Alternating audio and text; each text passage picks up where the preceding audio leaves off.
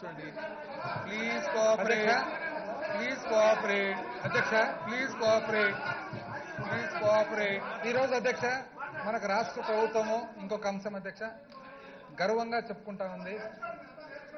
రాష్ట్ర స్థూల ఉత్పత్తి 16-17 గాను ఫస్ట్లో 12 పైచిలుకు శాతం చెప్తూ ఇప్పుడు దాన్ని కొంత సవరించి 11.6% అని చెప్తా ఉన్నారు అధ్యక్ష. దీని మీద చాలా వరకు చర్చ కూడా జరిగింది ఇంతకు ముందే.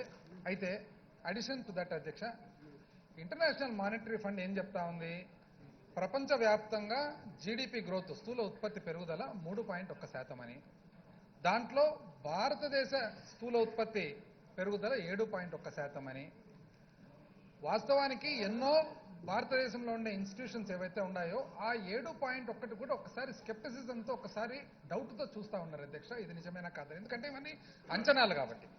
మరి ఈరోజు ప్రపంచవ్యాప్తంగా స్థూల ఉత్పత్తి 3, మన దేశ ఉత్పత్తి 7 ఉండగా మనం ఆల్రెడీ 11.6% మనము ఇంతవరకు సాధించినామని చెప్పి ఏదైతే రాష్ట్ర ప్రభుత్వం చెప్తూ ఉందో అదిగిన ఒకటి నిజమైతే ఇంక అయిపోయింది కదా అధ్యక్ష. ఇప్పుడు ప్రపంచంలో మనమే ఇంకా బెస్ట్ రాష్ట్రము.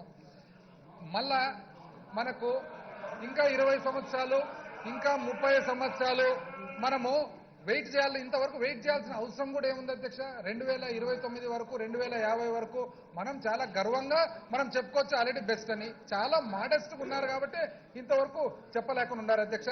మనకు 2016-17 చూసినట్లయితే భారతదేశ ఉత్పత్తి స్థూల ఉత్పత్తి 7.3% పెరుగుదల ఉంటే ఆంధ్రప్రదేశ్ 11.6, అంటే అంతకు ముందు సంవత్సరం మీద 4.3 ఆల్రెడీ పెరిగినామని చెప్తున్నారు. 2015-16 భారతదేశ స్థూల ఉత్పత్తి 7.5% అయితే ఆంధ్ర రాష్ట్రము 10.9 నుంచి 11%, 3.4.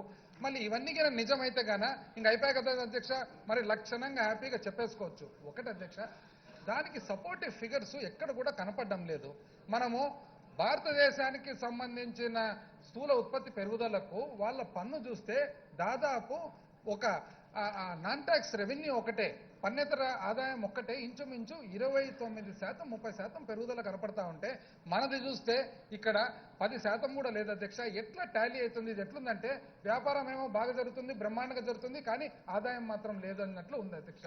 ఒకటి, ఈరోజు I would like to quote Abraham Lincoln గారు ఏమన్నారు అధ్యక్ష, ఒక వ్యక్తిని we can fool one person all the time, we can fool everybody once, we cannot fool all the person all the time.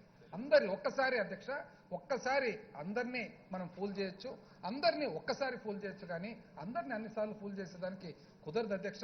అసలు ఈ విషయం చూస్తూ ఉంటే స్థూల ఉత్పత్తి మీద ఇంత చర్చ జరిగిన తర్వాత, ఎందుకంటే ఇవన్నీ తెలిసిన వాళ్ళే, తెలియక కాదు, ఇవన్నీ తెలిసే ఉంది. నాకైతే ఒక కీలుగుర్రం కథ అనేది నాకు గుర్తుకొస్తా ఉంది అధ్యక్ష. You are left with another 5 minutes. Sir దాన్ని ఎట్లా కట్ చేశాను కదా? He has spoken for 40 minutes. Sir దాంట్లో కట్ చేసి సార్ కట్ చేసిన సార్ అది 45 అది కట్ చేయగానే 45 minutes మాట్లాడారు మీరు. సార్ కీలుగుర్రం కథ మాదిరి ఉంది అధ్యక్ష. అది ఏమంటే I have recorded. ఏమంటే అధ్యక్ష, అధ్యక్ష దాంట్లో ఒక రోజు ఒక ఖైదీకి ఒక రాజు శిక్ష విధిస్తా అంట అధ్యక్ష. ఏమని? మరణ శిక్ష విధించిన తర్వాత ఆయన పోయి రాజు దగ్గరికి పోయి ఏమని చెప్తాడు, రాజా నేను ఒకవేళ చనిపోతే నా దగ్గర ఒక మంత్రం ఉంది, ఆ మంత్రము మళ్ళీ నీకు తెలియకుండా పోతా అంటే ఏం ఆ మంత్రం అంటే గుర్రాన్ని గాల్లో ఎగిరిచ్చేది నాకు తెలుసు అని. రాజు ఏమి ఆలోచిస్తాడనమాట అధ్యక్ష. ఆలోచించి ఒకవేళ ఈయన చనిపోతే మనం ఉరేస్తే చనిపోతే మళ్ళీ నాకు తెలియకుండా పోతుందని చెప్పి టైం ఇస్తాడు అధ్యక్ష ఆ మంత్రం చెప్పేదానికి. 1 రోజు పోతుంది, 2 రోజులు పోతుంది, 3 రోజులు పోతుంది, లాస్ట్ ఖైదీకి పక్కన తోడు కారాగారంలో ఉండేదాని నుండి ఎన్ని రోజుల్లో నాయన ఈ అబద్ధాలు చెప్పుకుంటాం మనము, నిజం ఎప్పుడోసారి తెలుస్తుందంటే అప్పుడు ఈయన ఉరిశిక్ష ఉండే ఖైదీ ఏం చెప్తా అంటే, ఏమోనైనా అదృష్టం చెప్పలేం కదా, పక్క రాష్ట్రం యుద్ధంలోకి రావచ్చు, పక్క దేశం యుద్ధంలోకి రావచ్చు, నేను బయటపడొచ్చు అని.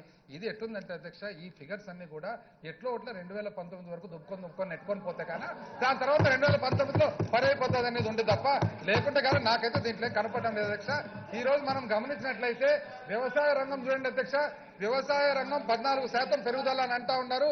14% వ్యవసాయ రంగం పెట్టుబడి ఒకవేళ పెరుగుదల నిజమైతే ఈ రోజు సోషియో ఎకనామిక్ సర్వే చూసినట్లయితే ఫర్టిలైజర్ కన్సంప్షన్ చూడండి అధ్యక్ష, 2015-16కు 35.9 లక్షల టన్నుల ఫర్టిలైజర్ వాడితే 2016-17కు కేవలం 15.6 లక్షల టన్నులు మాత్రమే వాడినారు అధ్యక్ష. ఒకవేళ రబీ కలుపుకున్నా కూడా అది దాదాపు 20-25 మధ్య కంటే దాటదు. ఫర్టిలైజర్ ఉత్పత్తి అనేది వాడకం అనేది ఎటువంటి విధానంగా మనకు టాలీ కానప్పుడు ఏ విధంగా అగ్రికల్చర్ వ్యవసాయం 14% పెరిగిందని చెప్పి ఒకసారి గమనించాలి అధ్యక్ష. ఇది కాక మాట్లాడితే మనకు అన్ని రకాలుగా మరి వ్యవసాయ అభివృద్ధి అంటారు.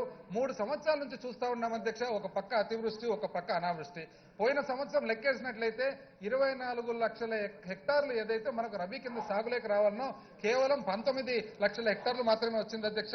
ఇది కాకుండా మనకు అసలు ఒక పక్క మనకు వర్షాలు ఫెయిల్యూర్ అయింది, ఒక పక్క రాష్ట్ర ప్రభుత్వమే చెప్తా ఉంది అధ్యక్ష. 2014-15లో 238 664 మండలాలకు గాను 2014-15లో 238 మండలాలు కరువు మండలాలుగా ప్రకటించినారు.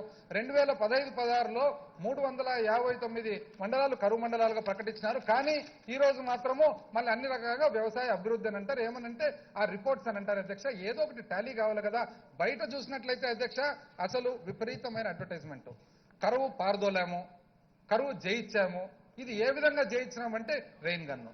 ఈ రెయిన్ గన్ స్టోరీ కూడా ఎట్లుందంటే అధ్యక్ష, నిజంగా చెప్పాలంటే ఇది బాహుబలి స్టోరీ మాదిరి ఉంది. రెయిన్ గన్ స్టోరీ ఎక్కడైనా మనం పోయి చూసినట్లయితే 10 లక్షల ఎకరాలంట, 10 లక్షల ఎకరాలు మళ్ళీ జలసరంగాలతో పాటు చేసినారంట. ఇది ఏ విధంగా ఇది నమ్మశక్యం అని చెప్పి ఒకసారి అడుగుతా ఉన్నాం అధ్యక్ష. ఇది కాక మనం నిజంగా పరిపాలన గురించి చూసినట్లయితే అధ్యక్ష, మనకు చెప్పేది కూడా అన్ని లో hanging fruits, real time governance, internet of things, hand holding, level playing field, command control centre, data analytics, predictive analytics, latest వచ్చేసి ఊబరైజేషన్ అధ్యక్ష, ఊబర్ క్యాబ్స్ మాది.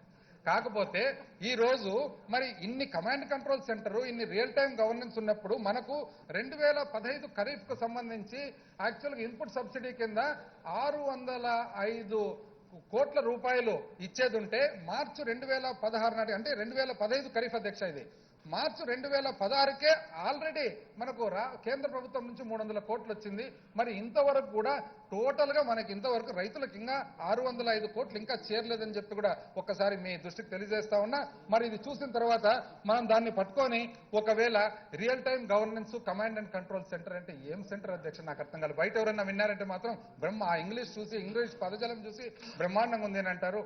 మరి మనకు ఇండస్ట్రీ విషయానికి వస్తే అధ్యక్ష, యాక్చువల్గా ఇండస్ట్రీ విషయానికి వస్తే మనకు సిఎస్ఓ ఏమని చెప్తా ఉంది అధ్యక్ష, సెంట్రల్ స్టాటిస్టికల్ ఆర్గనైజేషన్ ఎక్కడే కానీ మే 2014కు గాను మనకు 183 పాయింట్లు మాత్రమే కనపరుస్తా ఉంది అధ్యక్ష.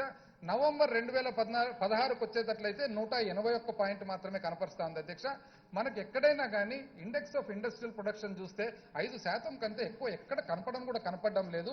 మనకు ఏ విధంగా దాన్ని సపోర్టివ్ గా ఇండైరెక్ట్ ట్యాక్స్ రెవెన్యూ గ్రోత్ ఏదైనా మనం చూసినట్లయితే ఒకవేళ మరి ఇండైరెక్ట్ ట్యాక్స్ మనకు దానికి ఒకవేళ పరిశ్రమ పెరిగితే మరి కనపడాలి కదా అధ్యక్ష. భారతదేశానికి 7.5% మరి ఇండైరెక్ట్ ట్యాక్స్ మనకు 29% పెరుగుతుంటే ఆంధ్ర రాష్ట్రానికి మాత్రము 10.99%, 10% కూడా కనపడదు. అయినా కూడా మనం చూస్తే బెస్ట్ అని అంటారు అధ్యక్ష. ఇది కాక ఇంకా నెక్స్ట్ ఈ చేపల ఫిషరీస్ అధ్యక్ష. ఎప్పుడైతే గవర్నర్ ప్రసంగంలో 2వ పేజీలో చేపల గురించి చెప్పినారో మాకు అప్పుడే సంథింగ్ ఇస్ ఫిష్ అని అర్థమైంది అధ్యక్ష. ఇది ఎందుకంటే చేపలు ముఖ్యమే, వెనకాల నుంచి రాస్తారు కానీ 2వ పేజీలో మాకు సంథింగ్ ఇస్ ఫిష్, ఏదో చేప వాసన అయితే వస్తుంది దీంట్లో అని చెప్పి తోగినాం అధ్యక్ష. లోపలికి తోక్కుంటూ పోతే మనకు బయటపడినది ఏమంటే ఎక్కడైనా కానీ చూడండి అధ్యక్ష, 14% పెరుగుదల కంటే ఎక్కడ రికార్డు కావడం లేదు. మరి ఇక్కడ చూస్తేనేమో 33-40% లెక్క చెప్తా ఉన్నారు. ఏమనంటే సోషియో ఎకనామిక్ సర్వే దాంట్లో అది చూసినా కూడా టాలింగ్ అంతంత మటుకే అధ్యక్ష. మరి ఇది మాత్రము ఇక మీద, ఎందుకంటే 2 సంవత్సరాలు అయింది అధ్యక్ష ఇది. ఈ చేపల పంచాయతీ నాకు తెలిసి ఇంతటితో ఆపి, ఎందుకంటే రేపు పొద్దున బయటికి పోయినామనుకోండి అధ్యక్ష ఎక్కడైనా కానీ, ఇంత ముందు ఏదైనా తప్పు లెక్కలు, గారెడ్ లెక్కలు చెప్తే గానా ఇదో కాకి లెక్కలు చెప్పొద్దు అంటారు. ఇప్పటి నుంచి చేప లెక్కలు చెప్పొద్దు అని చెప్పే ప్రమాదం ఉంది అధ్యక్ష. జాగ్రత్తగా ఉండాలి చేప లెక్కలు అని చెప్పి. మరి ఇండస్ట్రియల్ సెక్టర్ అధ్యక్ష గ్రోత్ రేట్ చూసినట్లయితే 10% సంతోషం, బ్రహ్మాండంగా ఉంది. దాంతోపాటు పార్ట్నర్షిప్ సమిట్లు అధ్యక్ష, సమిట్ల మీద సమిట్లు నిన్న మొన్న సుదీర్ఘమైన చర్చ జరిగింది దాని మీద, అందుకనే నేను లోతు పోదలుచుకోలేదు. కాకపోతే LAQ 2892 ఒకసారి మొన్న ఇచ్చిన రిప్లై చూద్దాం అధ్యక్ష. వైజాగ్ లో జరిగిన సమిట్ లో మనకు వచ్చిన ఏది 10 లక్షల చిల్లర కోట్లు ఏదైతే ఉందో దానికి సంబంధించిన డీటెయిల్స్, ఎంప్లాయ్మెంట్ చూడండి అధ్యక్ష ఎట్లా చూపించినారో. ఎస్ఎల్ ఇన్ఫ్రా ప్రాజెక్ట్స్ 27,600 మందికి ఎంప్లాయ్మెంట్, ఇంకొక చోట ఎస్ఎల్ ఇన్ఫ్రా ప్రాజెక్ట్స్ 72,000 మందికి employment, Vyas cancer research centre 12,000 మందికి ఎంప్లాయ్మెంట్. అదేవిధంగా అధ్యక్ష మనం గమనించినట్లయితే స్పాట్ హెల్త్ సర్వీసెస్ 15,000 మందికి.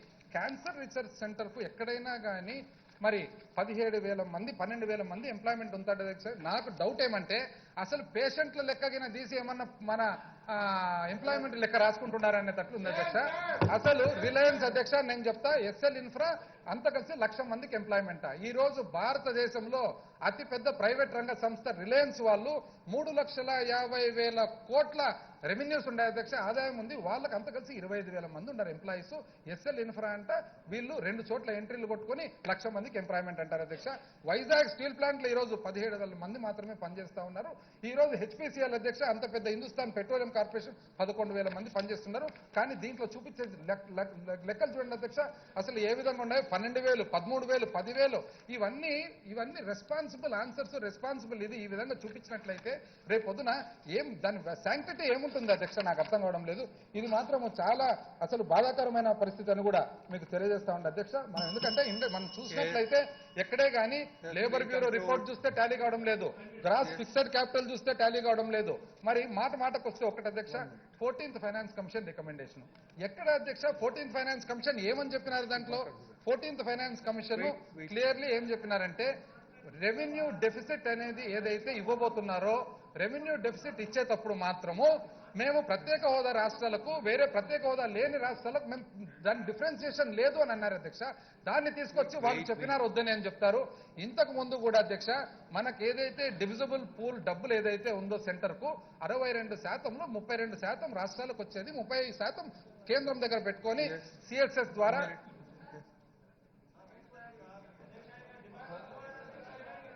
అధ్యక్ష ఒక 2-3